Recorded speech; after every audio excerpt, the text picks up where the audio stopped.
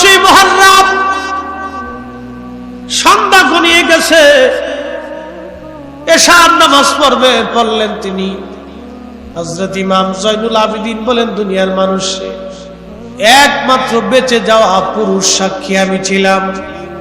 আমি অসুস্থ, উম্মে কুলসুমের কোলের মধ্যে মাথা দিয়ে আমি শুয়েছিলাম। আমি এতটাই বেমারি, বসতেও পারতেছিলাম না, আমার গায়ে কোনো শক্তি ছিল না। আমি দেখলাম আব্বাজান সারা রাত্র ভরে নামাজ পড়তে পড়তে কাটায় দিলেন, সারা রাত্র দুয়ার মধ্যে কাটায় দিলেন। ও নবীর উম্মত, এই জায়গায় ইমাম হুসাইন শহীদ হবে, এই কারবালায় ইমাম হুসাইন শহীদ হবে, এই কথা হযরত রাসূল খুদা আগে বলে দিয়ে গিয়েছিলেন। মুসনাদ আহমদে ইমাম আহমদ ইবনে হাম্বল রাহমাতুল্লাহ আলাইহি একটা হাদিসে কারিমা লেখেন, একটা ঘটনা লেখেন।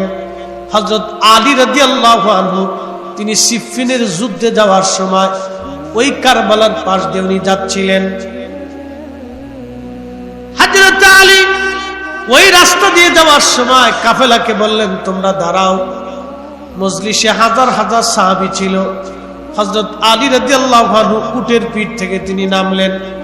উটের পিঠ থেকে নামার পরে হযরত আলী রাদিয়াল্লাহু আনহু ওই কারবালার মাঠে এক প্রকারের গাছ ছিল, এই গাছকে হানজাল গাছ বলা হয়। এই হানজাল গাছের পাশে গেলেন। যাওয়ার পরে হযরত আলী ওই হানজাল গাছের পাশে যাওয়ার পরে জায়নামাজ বিছাই দিলেন।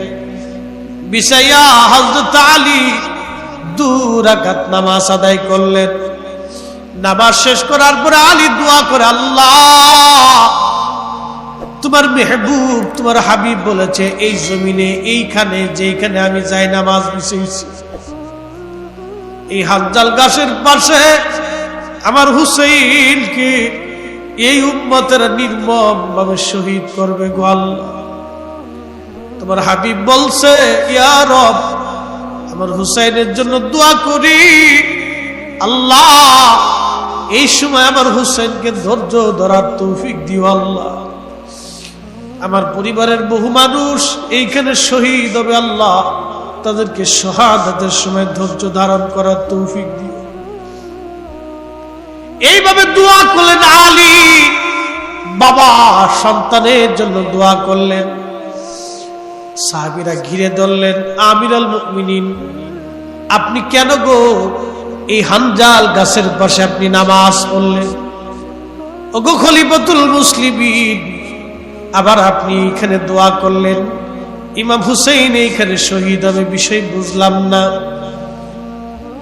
হযরত আলী ডেকে বলে, সাহাবীরা রে, আমি রাসূল কারীমের পবিত্র জবান থেকে শুনছি আমার হুসাইন এই হানজাল গাছ কারবালার ময়দানে তাকে নির্মম ভাবে শহীদ করা হবে।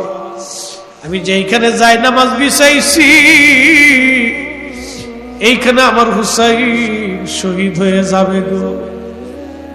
এইখানে আমার হুসাইনকে নির্মম ভাবে হত্যা করা হবে, এইখানে আমার পরিবার পরিজনদেরকে হত্যা করা হবে। আল্লাহ রাসূল বলছে, আল্লাহর নবী আমাকে ঠিকানা দিয়ে রাখছে, সাহাবীরা রে তোমরা শোনো, তোমাদের শাহাদাতের পরে আসমানের নিচে জমিনের উপরে এদের মতো দামি শহীদ আর কোনদিন হবে না। আমার হুসাইনের ডানে বামে পিছনে থেকে সেই দিন যারা জিহাদ করবে, মিথ্যার বিরুদ্ধে যারা দাঁড়াবে, আসমানের নিচে তারাই হবে সর্বশ্রেষ্ঠ শহীদ। সাহাবীদের শাহাদাতের পরে তারা দামি শহীদ হবে।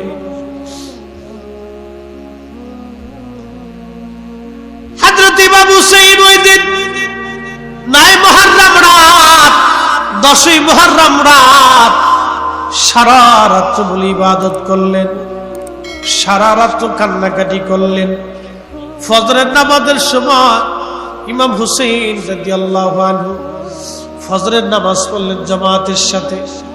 72 জন সঙ্গী মাত্র, মহিলা পুরুষ দেয়া মাত্র 100 জনের সদস্য। নামাজ শেষ করার পর আওলাদে রাসূল ইমাম হুসাইন রাদিয়াল্লাহু আনহু সাথীদেরকে বললেন, সাথীরা, আজকে আমাদের জীবনের শেষ দিন, 10ই মুহররম রহমতের নানা বলেছেন এই জমিন আমি শহীদ হয়ে যাব। আমার সাথীরা বিদায় নাও আপনজনদের কাছ থেকে, প্রিয়জনদের কাছ থেকে চিরদিনের বিদায় নাও। আর কোনোদিন আমাদের জীবনের সূর্য উদয় হবে না। এই জমিন থেকে আমরা গাজী হয়ে ফিরব না, এই জমিন আমি শহীদ হয়ে যাব গো। সবাই আপনজনদের কাছ থেকে বিদায় নিতে গেলেন। ইমাম হুসাইন রাদিয়াল্লাহু আনহু বিদায় নিতে গেলেন। বিদায় নিতে যাইয়া হযরত জয়নব রাদিয়াল্লাহু আনহা, হযরত সাকিনা রাদিয়াল্লাহু আনহা, হযরত শাহরবানু আর ইমাম জয়নুল আবিদিনের কাছে গেলেন। ইমাম জয়নুল আবিদিন বললেন, দুনিয়ার মানুষ, কারবালার বেঁচে যাওয়া একমাত্র সাক্ষী আমি। আব্বাজান আমার কাছে আসলেন, আমার চুমা খাইলেন, আদর করলেন।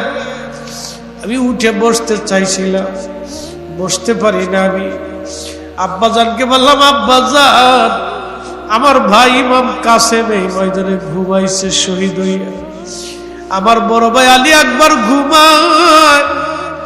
আব্বাজান আপনি আমারে বিদায় দেন, আমি যুদ্ধের ময়দানে শহীদ হয়ে আসব। ইমাম হুসাইন চোখের মুখে চুমু খেয়ে বলল, বাবা রে, নানার উম্মতের জন্য তোমার দুনিয়ার মধ্যে রেখে যাচ্ছি। আল্লাহ রাসূল বলেন, আল খেলাফাতু 30 সানা, খেলাফত 30 বছর থাকবে, এরপরে মুলকিয়াত আসবে, রাজা বাদশারা আসবে, দুনিয়ার ভিতরে জুলুম হবে, ইসলামী হুকুমত দুনিয়ার মধ্যে থাকবে না। 30 বছর খেলাফত থাকবে। ইমাম হুসাইন রাদিয়াল্লাহু আনহু, আহা, সেই দিন থেকে কতটা নির্মমভাবে শহীদ করা হয়েছিল। ইমাম জয়নুল আবিদিনকে আমি আমার নানার উম্মতের জন্য রেখে গেলাম, জয়নুল আবিদিন। এই জন্য ইমাম জয়নুল আবিদিনের ধারা অসংখ্য ওলি এই জমিনের মধ্যে আসছে। আরে অসংখ্য ওলিরা এই জমিনের ভিতরে দিন প্রচার করেছে। সেই কালেমার ঝান্ডা এই জমিনে আল্লাহর ওলিরা উড়িয়েছে। কথা বলেন ঠিক না ঠিক? আমরা যতই মনে করি আমরা অনেক কিছু করছি, কিছুই না। ইমাম জয়নুল আবিদিন, যাকে আবেদদের সর্দার বলা হয়, আবেদ ওলিদের সর্দার ছিলেন। পৃথিবীর সব ওলিকে এক পাল্লায় দিবেন, ইমাম জয়নুল আবিদিনকে আর এক পাল্লায় দিবেন, জয়নুল আবিদিনের ওজনের সমান হবে না। উনি আবিদিন ওলিদের বাদশা ছিলেন। হযরত ইমাম জয়নুল আবিদিনের দিকে তাকে ইমাম হুসেন বললেন, বাবা রে, নানার উম্মতের জন্য তোমারে রেখে গেলাম, ধৈর্য ধরবে বাবা। সন্তানকে বুকের মধ্যে ধরে আদর করলেন, তাওয়াজ্জুহ ইত্তেহাদি প্রয়োগ করলেন। সন্তানকে রাসূল কারীমের পক্ষ থেকে যে সিনার মধ্যে ইলম ছিল, এই ইলমটা ইমাম জয়নুল আবিদিনকে দিয়ে গেলেন। জয়নবকে কাছে ডাকলেন। হযরত ফাতিমাতুজ জাহরা, সাইয়্যিদাতুন নিসাই আহলিল জান্নাহ, ফাতেমার কলিজার টুকরা, ইমাম হাসান, ইমাম হুসাইন আর জয়নব। জয়নব ছিল সবার ছোট বোন আদরের। জয়নব রাদিয়াল্লাহু আনহার 5টা সন্তান কারবালার ময়দানে শহীদ হয়েছিল। ওনার স্বামী শহীদ। ইমাম হুসাইন জয়নবের কাছে যা বলেন, বোন রে, আমার কাছে বিদায় দিয়ে দাও, কোনদিন দুনিয়াতে আর দেখা হবে। কঠিন সময় বোন ভাইয়ের বুকের মধ্যে মাথা ঠেকায়া চোখের পানি ফেলে ফেলে কাঁদতেছিল। ইমাম হুসাইন ডাক দিয়ে বলেন, জয়নব রে, আমি বিদায় নিচ্ছি তোমাদের কাছ থেকে।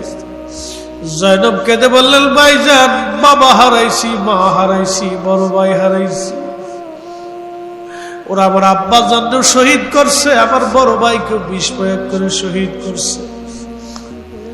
আপনাকে শহীদ করার জন্য এই কারবালা পর্যন্ত দাওয়াত করে ওরা নিয়ে আসছে।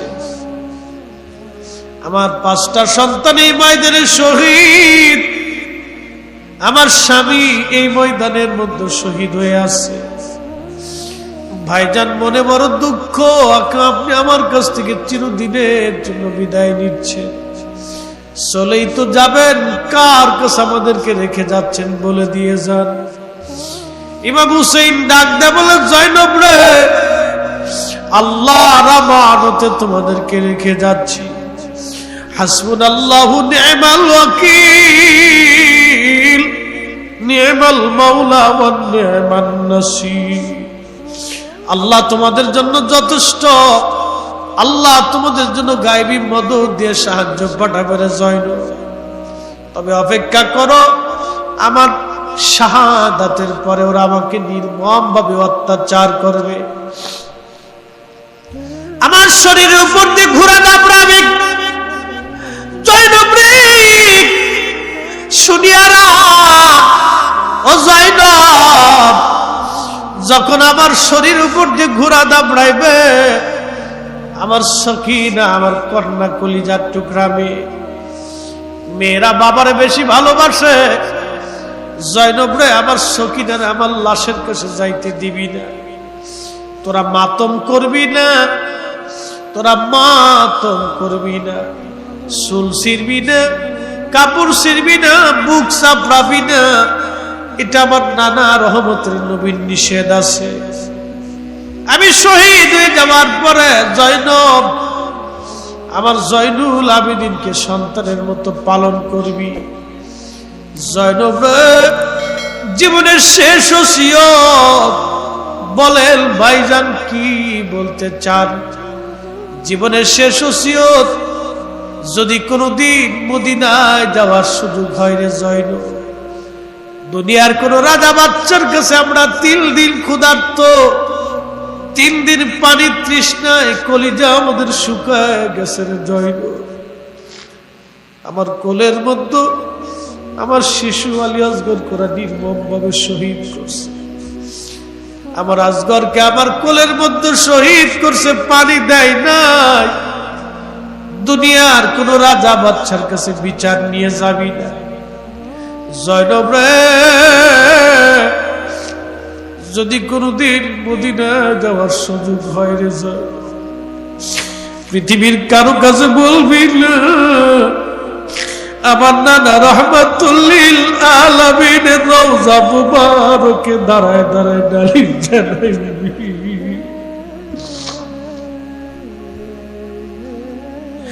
আখেরি সালাম লন ওহে নানা জান,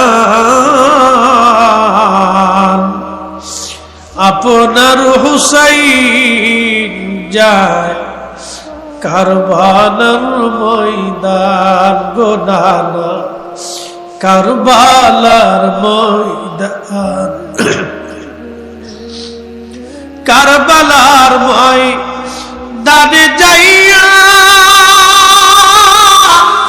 দিব গলা কাটাইয়া,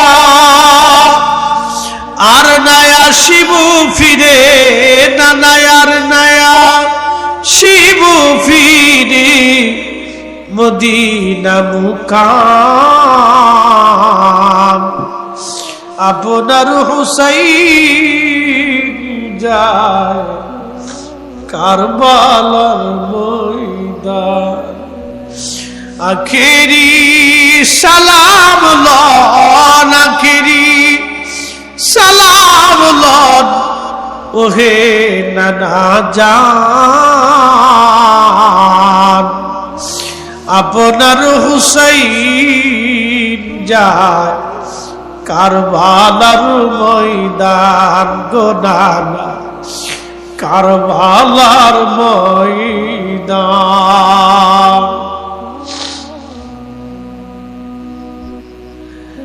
মতলবের মুসলমান, আহা সেই দিনটা কত কঠিন, হযরত জয়নব রাদিয়াল্লাহু আনহাকে বলল, জয়নব রে, নানা রওজার পাশে দাঁড়ায় দাঁড়ায় 3 দিনের কষ্টের কথাগুলি বলবি, দুনিয়ার কোন রাজা বাদশার কাছে যাবি না। কিতাবের মধ্যে আসছে হযরত জয়নব যেদিন মদিনায় গিয়েছিলেন, ইমাম জয়নুল আবিদিন রওজা শরীফের পাশে দাঁড়াইলেন। জয়নব রাদিয়াল্লাহু আনহা একটু দূরে বুরকা আবৃত করে পর্দা করে তিনি বসে আছেন। ইমাম জয়নুল আবিদিন জয়নব রাদিয়াল্লাহু আনহা সকিনা বেঁচে যাওয়া যে মানুষগুলি তাদেরকে দেখার জন্য মদিনার হাজার হাজার মানুষ রওজা শরীফে ভিড় করল। ইমাম জয়নুল আবিদিন যখন রওজার পাশে দাঁড়ায়া দাঁড়ায়া শাহাদাতের বর্ণনা দিতেছিলেন, মদিনার মানুষ চিৎকার মেরে মেরে কাঁদতেছিল। 3 দিনের ইয়াজিদের জুলুমের কথাগুলি রওজা শরীফের পাশে দাঁড়ায়া দাঁড়ায়া ইমাম জয়নুল আবিদিন কাঁদতেছিল আর বলতেছিল, মদিনার মানুষ বেহুশ, হাহা, মদিনার মানুষের কলিজা ছিঁড়ে ছিঁড়ে আসতেছিল। বন্ধুগণ, হযরত ইমাম হুসাইন সাকিনা জয়নব রাদিয়াল্লাহু আনহাকে ওসিয়ত করলেন, বিদায় নিলেন প্রিয়জনদের কাছ থেকে চিরদিনের জন্য।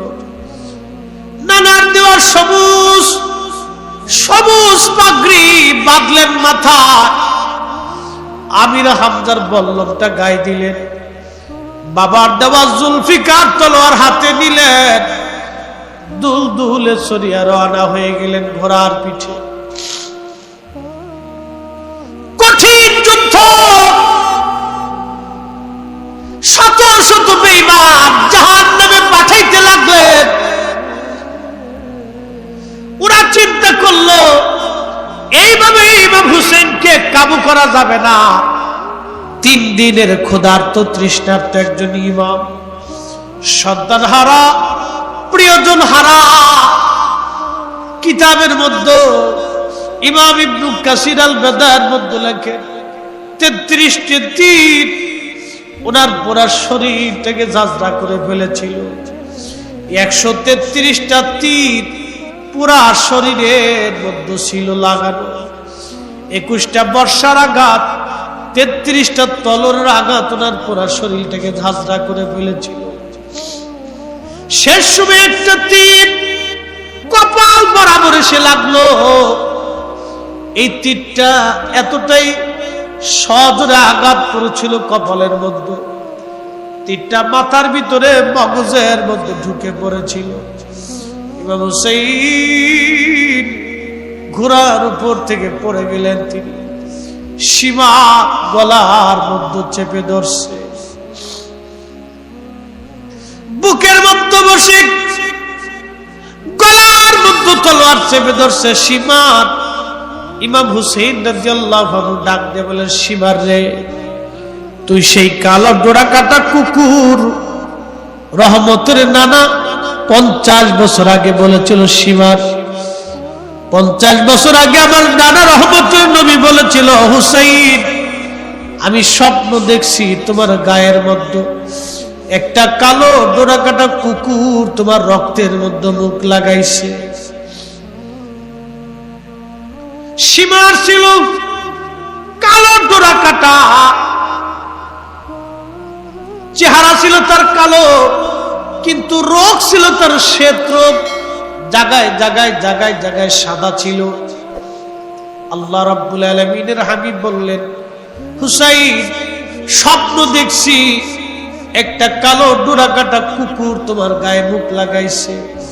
নবীদের স্বপ্ন ওহী, নবীর স্বপ্ন ছিল ওহী। আল্লাহ নবীর আল্লাহ যেটা স্বপ্ন দেখাইতেন সেটা ছিল ওহী। স্বপ্নের মাধ্যমে নবীর কাছে সংবাদ আসতো। হুসাইন, বুঝছি বেঈমান তোমাকে শহীদ করবে রে হুসাইন, ওই সময় তুমি ধৈর্য ধারণ কইরো।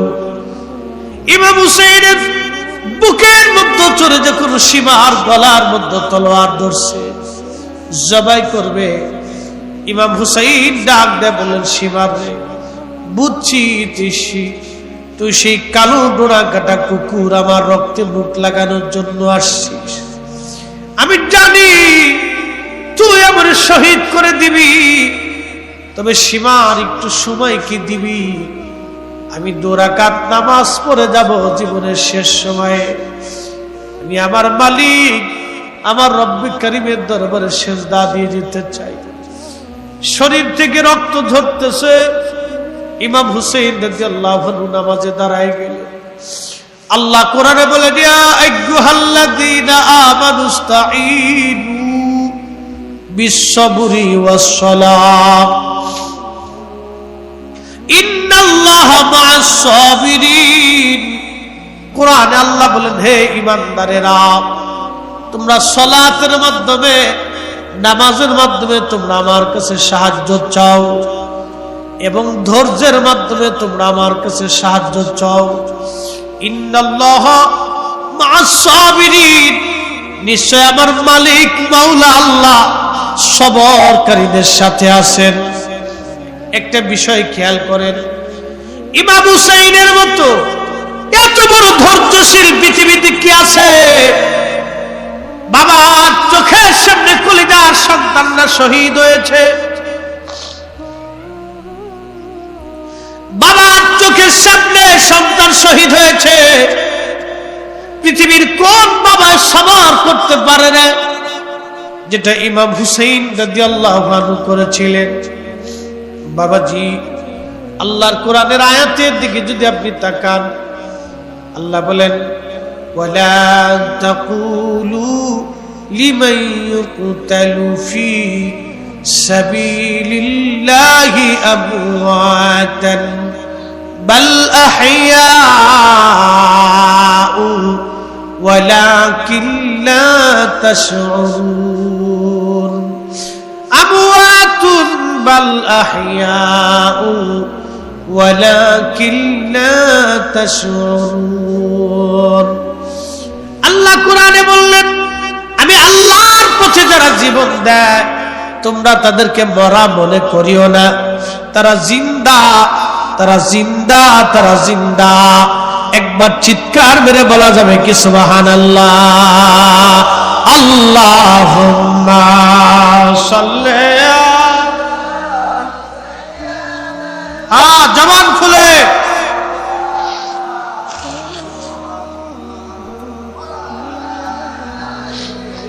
সাইয়্যিদানা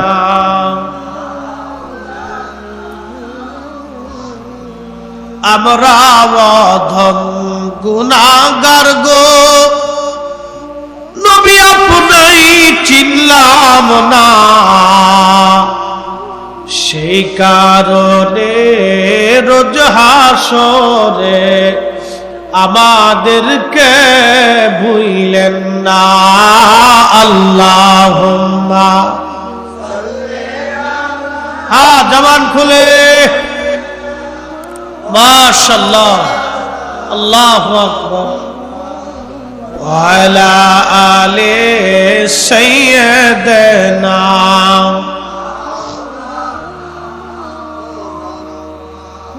তুমি মোদের আশার আলো, তাই তো তোমায় বাসি ভালো। তুমি মোদের আশার আলো, তাই তো তোমায় বাসি ভালো। হৃদয় নামের ফুলদানিতে, হৃদয় নামের ফুলদানিতে গেঁথে রেখেছি প্রেমের মালা। ইয়া রাসূলুল্লাহ, ইয়া হাবিবাল্লাহ, বলেন ইয়া রাসূলুল্লাহ, ইয়া হাবিবাল্লাহ, ইয়া রাসূলুল্লাহ।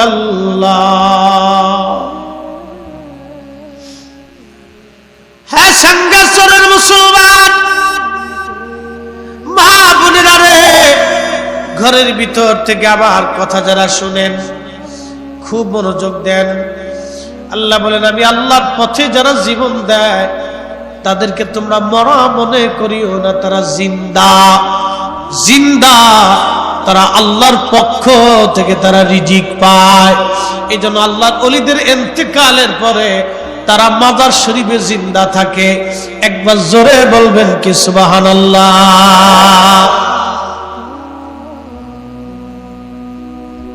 ওরা কারা যারা বলে মানুষ মরে গেলে আর কি থাকে? আল্লাহ বলেন বালাহিয়া, তারা জিন্দা। আর আপনি বললেন মরা। আল্লাহটাই ঠিক, আপনারটা বেঠিক। কথা কোন ঠিক কিনা?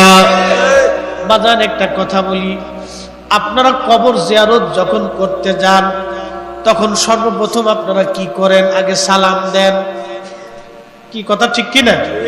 এখন যেই লোকটা মরে গেল, তার কোনো অস্তিত্ব নাই, তারা বুঝাইতে চায় যে মরে গেলে আর কিছু থাকে না। এটা ডাহা মিথ্যা কথা, এটা ইসলামের কোনো আকীদা না।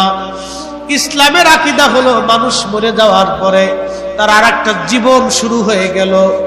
দুনিয়াতে একটা জীবন আছে, এই জীবন দিয়ে যেমন দেখা যায় এখন রাত চলে, লাইটের প্রদীপ জ্বালাইয়া এই জায়গা আলোকিত করা হয়েছে। সারা বাংলাদেশ এখন অন্ধকার, সারা বাংলাদেশ এখন অন্ধকার, অন্ধকারে নিমজ্জিত হয়েছে সারা দেশ। আল্লাহ ইচ্ছা করলে সূর্য উঠাবে, না ইচ্ছা করলে মানুষের কোনো ক্ষমতা নাই। কি কথা বলেন ঠিক কিনা? আল্লাহ ইচ্ছা করলে সূর্য উঠবে, মালিক ইচ্ছা না করলে সূর্য আর উঠবে না। কারো জীবনের সূর্য অস্তমিত হয়ে যাবে, এই রাতে কেউ মারা যাবে, বহু মানুষ এই রাত্রিবেলা মারা যাবে, বিভিন্ন কারণে মারা যাবে, বিভিন্ন রোগে মারা যাবে, বিভিন্ন ধরনের কারণে মানুষ মারা যাবে। আগামী মুহূর্ত আপনার আমার জন্য কি আসে এটা আমরা কেউ বলতে পারবো না। এই জন্য দুনিয়ার একটা জগৎ আছে, দুনিয়ার জগতে আসার আগে আল্লাহ আপনাকে আর একটা জগতে রাখছে। এই জগতের নাম হলো আলমুর রহিম। মায়ের পেটের ভিতরে আল্লাহ আপনাকে রাখলো, 6 মাস পর্যন্ত আল্লাহ আপনাকে পরিপূর্ণ মতো রূপ দিল। 6 মাসে একটা বাচ্চা মায়ের পেটে পরিপূর্ণ রূপ নেয়। ছেলে হবে না মেয়ে হবে 6 মাস পরা যাবে। 6 মাসের আগে বলা যায় না কমপ্লিটলি কি হবে। খুব মনোযোগ দিয়ে আল্লাহর নবীও 6 মাসের কথা বলে দিয়ে গেছেন। বন্ধু আমার, 6 মাস পর্যন্ত একটা মায়ের পেটের ভিতরে এইভাবে চলে। 10 মাস 10 দিন সর্বোচ্চ সীমানা। কম বেশি টাইমে সন্তান দুনিয়ায় মায়ের পেট থেকে প্রসব করে দুনিয়ায় আসে। বাবা খুব মনোযোগ দেন, ওই মায়ের পেটের একটা জগৎ। এই জগতের মধ্যে আপনার পানির প্রয়োজন, যিনি পানির ব্যবস্থা করলেন সেই রবের নাম কি? না হয় না, আরো জোরে বলেন নাম কি? ওই অক্সিজেনের দরকার, যিনি মায়ের নাভির মাধ্যমে, মায়ের অক্সিজেনের মাধ্যমে আপনার অক্সিজেন চালু করে দিলেন। পৃথিবীর কোন বিজ্ঞানের দ্বারা সম্ভব হয় নাই, যিনি সহজেই এটা সম্ভব করলেন। চিৎকার করে ওই মালিকের নাম কি? সন্দেহ সন্দেহ নেই। আল্লাহ বলেন, ও আমার বান্দারা, ও আমার বান্দারা তোমরা শোনো, খলাকাল ইনসানা মিন আলাক, আমি মানব সৃষ্টি করেছি এই রক্তপিণ্ড থেকে, জমাট বাঁধা রক্ত থেকে আমি মানুষ সৃষ্টি করেছি। আর আয়াতে বললেন, ওয়া খালাকনাকুম মিন যাকারিন ওয়া উনসা, আমি মানব সৃষ্টি করেছি একজন পুরুষ আর একজন নারী দিয়া।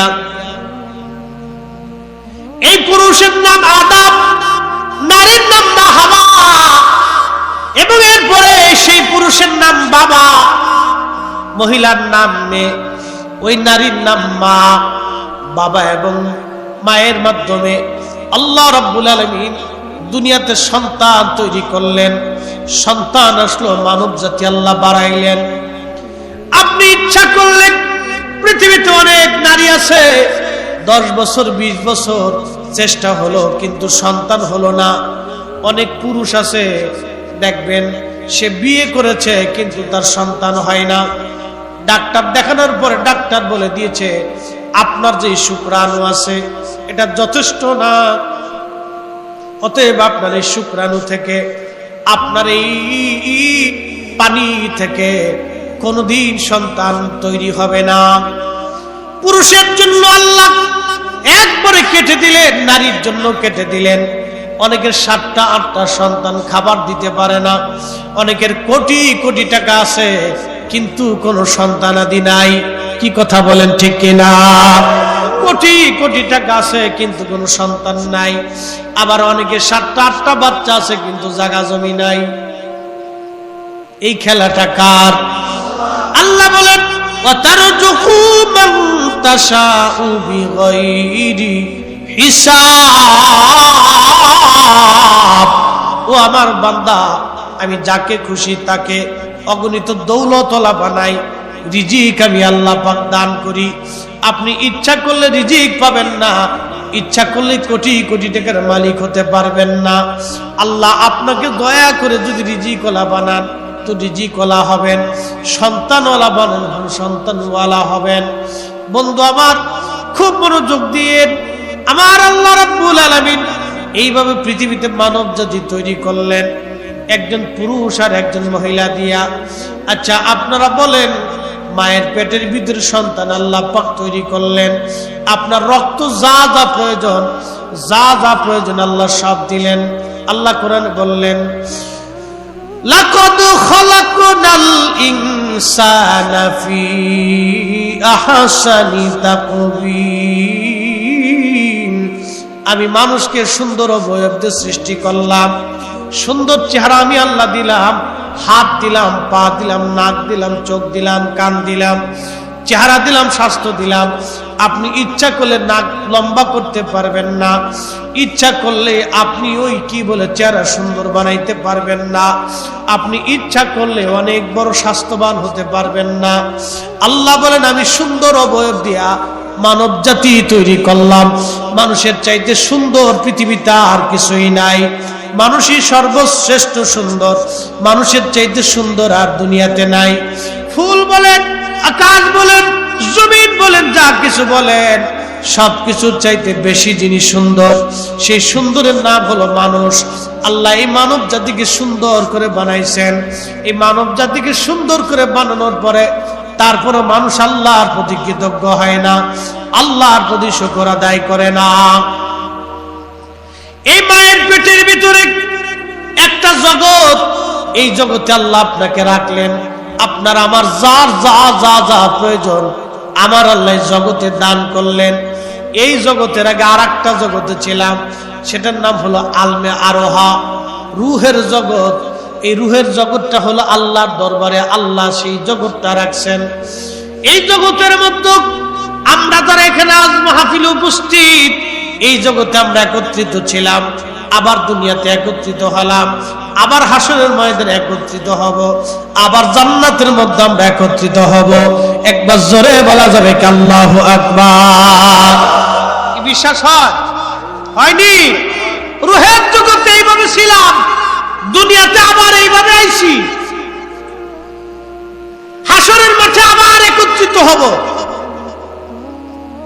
এই জন্য আল্লাহ রাসূল বললেন আল মারু মা মান হাব্বা, তুমি যাকে ভালোবাসো তার সাথে তোমার হাসর নাসর হবে।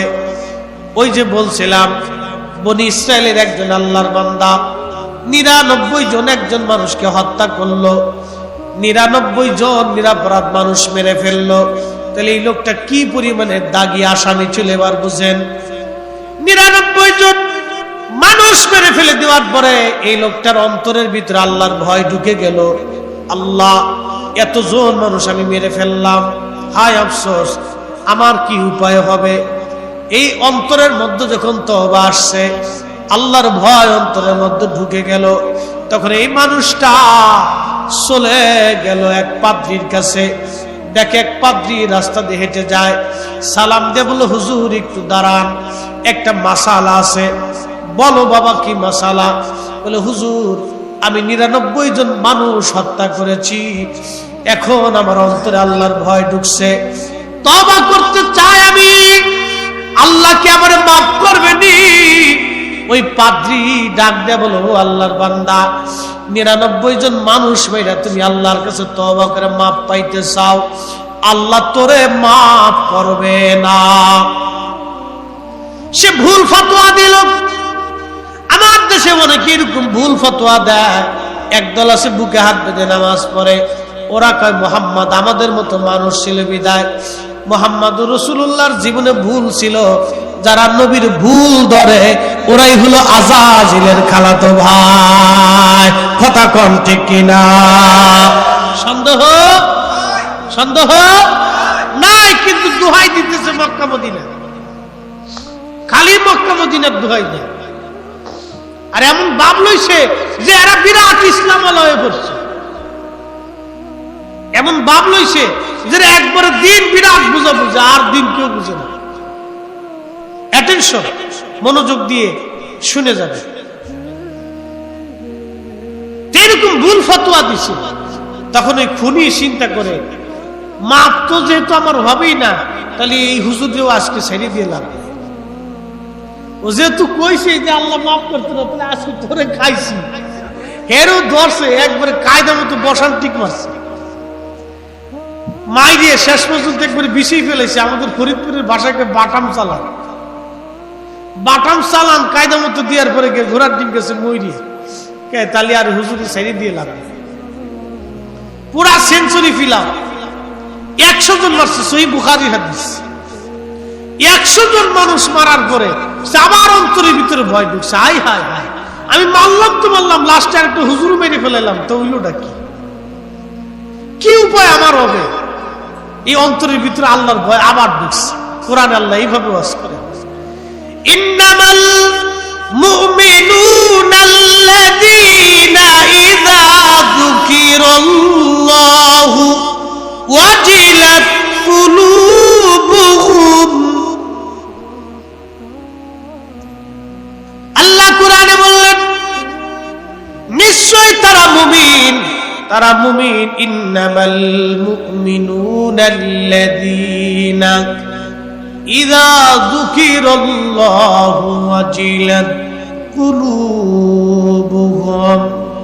নিশ্চয় আমরা মুমিন, তারাই মুমিন যাদের অন্তরে আল্লাহর স্মরণ আসার সঙ্গে সঙ্গে তাদের অন্তরগুলি আল্লাহর ভয়ে প্রকম্পিত হয়, কাঁপতে থাকে, ভয় পাইতে থাকে।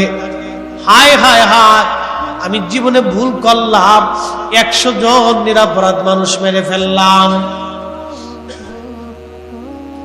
100 জন মানুষ মারলাম, উপায় কি আমার? সর্বনাশ করে ফেলছি। অন্তরে ভয় আসছে, আবার সে দৌড়াইতে লাগলো।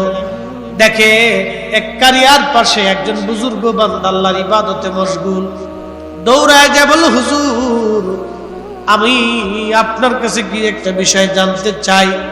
বলল, বাবা বলো, কি জানতে চাও? বলে, হুজুর আমি 99 জন মানুষ মারছি, এরপর আরেকজন পাদ্রীরও মেরে ফেলছি এই ভুল ফতোয়া দেওয়ার জন্য। আমি যে 100 জন মানুষ মারছি, হুজুর আপনি বলেন আল্লাহ কি আমার তওবা মাফ করবেনি, আমার গুনাহ মাফ করবেনি? আমি তওবা করতে চাই, ভালো হয়ে যেতে চাই। আল্লাহর ওলি ডাক দেয়া বলেন, হ্যাঁ আল্লাহ তোমার জীবনের সমস্ত গুনাহ আল্লাহ মাফ করে দিবে। একবার জোরে বলা যাবে কি সুবহানাল্লাহ? না হয় না, আরো জোরে, আরো জোরে। আচ্ছা, এখন যদি প্রধানমন্ত্রী,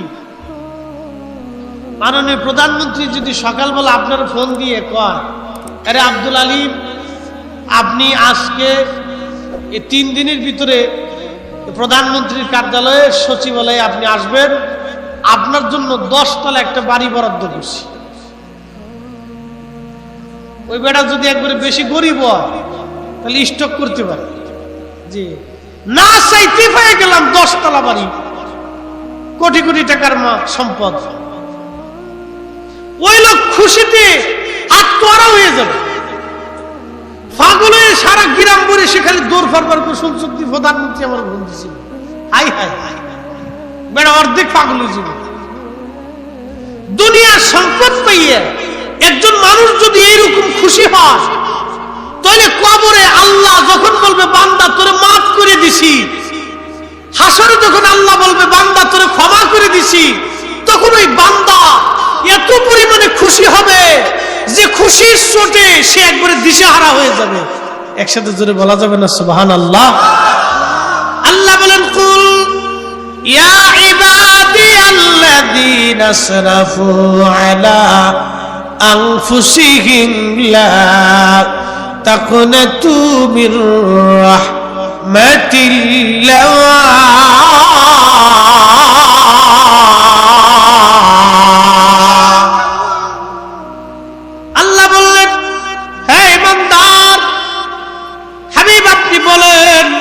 বান্দারা, তোমার নিজের নফসের সাথে যতই জুলুম করো, তুমি অহুত পরিমাণে গুনাহ করছো, গুনাহ করে করে আসমান জমিন তুমি ভরে ফেলছো।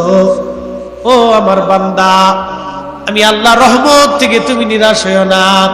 ওয়ালা ইয়াগফিরুয যুনুবা জামিআ, আমি তোমার জীবনের সমস্ত গুনাহগুলি মাফ করে দিব। একবার জোরে বলা যাবে কি আল্লাহু আকবার?